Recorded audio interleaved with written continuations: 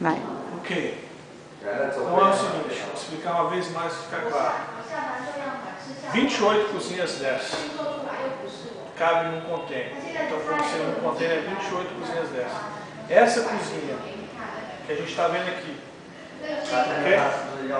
Essa cozinha toda aqui, eu não quis esse aqui porque eu acho que não vende. Tirei esse aqui e tirei esse aqui. E coloquei Portas. as portas, no caso.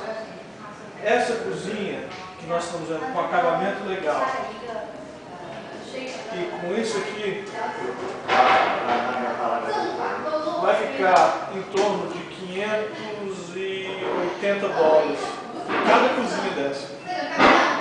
580, dá 28 cozinhas.